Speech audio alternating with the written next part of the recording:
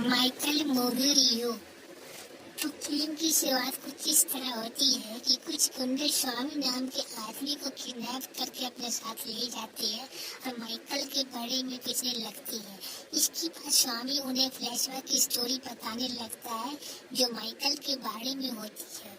और यहाँ पर हमें 15 साल पहले मुंबई का सीन दिखाया जाता है जहाँ पर माइकल को देख पाते वो 12 साल का होता है और वो अपनी माँ की फोटो के साथ मुंबई आता है और मुंबई में उसका कोई भी नहीं होता। लेकिन जब एक दिन एक होटल के अंदर माइकल खाना खा रहा होता है तब वो एक औरत को देखता है जो अपने बीमा बेटे के साथ उसे होटल के ऑनर ने से अपनी सैलरी मांग रही होती है ताकि वो उन पैसों से अपने बेटे का इलाज कर सके। लेकिन मालिक उस औरत को पैसे देने से मना कर देती है और उसे धक्के मारकर वहाँ से निकाल देती है। लेकिन ये अन्य होता हुआ माइकल नहीं देख पाता है।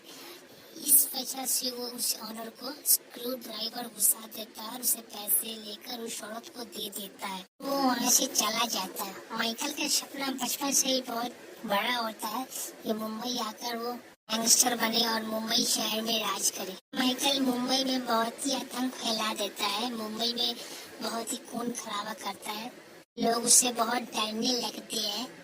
मुंबई के अंदर गुरुनाथ नाम का एक बहुत ही बड़ा डॉन होता है जो मुंबई में राज कर रहा होता है। वो भी लोगों को कीड़े मकोड़ों की तरह मार देता है, लोग उससे भी बहुत ज्यादा डरते हैं। मुंबई के अंदर लड़ाई वाले कल्चर को वही शुरू करता है और गुरुनाथ की लाइफ के अंदर सबसे इम्पोर्टेंट उसकी वाइफ चारुलती होती है। लेकिन चारुलती के लिए तो सबसे इम्पोर्टेंट उसका बेटा अमरनाथ होता है। चारुलता एक बहुत ही तेज टीम औरत और जब उसे ऐसा लगा कि कहानी गुरुनाथ उसकी जगह अपने भाई को न दे दे, इस वजह से वो चालाकी से अपनी पति से बोलकर उसके भाई को वहाँ भिजवा देती है। लेकिन कुछ टाइम के बाद ही चारुलता को पता चलता है कि उसके पति का किस बार डांसर के साथ अफेयर चल रहा है। इस वजह से वो उसके पास डांसर को घर में आग लगा देती है। एक दिन जब गुरुनाथ कोर्ट से बाहर आ रहा था तो उसका एक दुश्मन उसे करने के लिए वो वहाँ पर आ गया। लेकिन तभी माइकल भी चाकू लेकर उसके सामने आ गया और गुरुनाथ को बचाने लगा।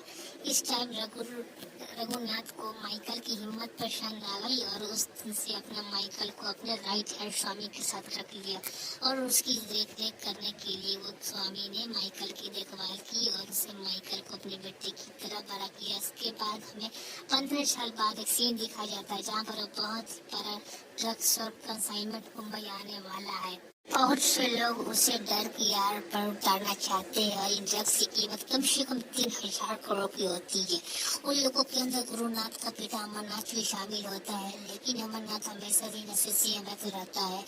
अभी भी इस तरह के बिजनेस की समझ नहीं है, इस वजह से गुरुनाथ उसे अभी यह सब देना नहीं चाहता। लेकिन गुरुनाथ का दुश्मन रतन कुछ साथ गुरुनाथ को मारकर असाइनमेंट को डार्क रियाद पर उतारने की प्लानिंग कर रहा था। इसीलिए अगले दिन गुरुनाथ माइकल को उससे मिलने के लिए बोला था। लेकिन इससे पहले कि रतन के आदमी उस पर हमला करके उसे मार दे, इससे पहले ही माइकल वहाँ पर आकर सारे आदमियों को मार गुरुनाथ को बचाकर वापस ले आता है। तो इस कहानी में गैंगस्टर के बारे में दिखाया कि कैसे वो शहर पे राज करता है, धन फैलाता है, ड्रग्स का सप्लाई करता है और शहर में गंदगी मचाता है, खून खराबा करता है। और दूसरी तरफ माइकल है जो में अपनी माँ से अलग हो गया था और वो भी मुंबई जाकर सपना पूरा करने लगता है। बचपन से ही उसका मन था कि मुंबई शहर में राज करे और वो वहाँ वही करता है। लेकिन माइकल प्यार के चक्कर में फंस जाता है एक लड़की के साथ। वो बार बार उसके पीछे घूमते रहता है। वो लड़की भी उसे प्यार करने लगती है। इस तरह माइकल का भी लव स्टोरी शुरू हो जाता है और उसी लड़की के कारण माइकल का जिंदगी बर्बाद हो जाता है। तो एक लाइन का है दोस्तों, जो प्यार में बर्बाद न हो वो जिंदगी से किस काम की। प्यार में बर्बाद न हो वो जिंदगी से किस काम की। ये लड़की के कारण माइकल की जिंदगी का पूरा तहस नहस हो जाता है। तो ये था माइकल मूवी का रिव्यू। धन्यवाद।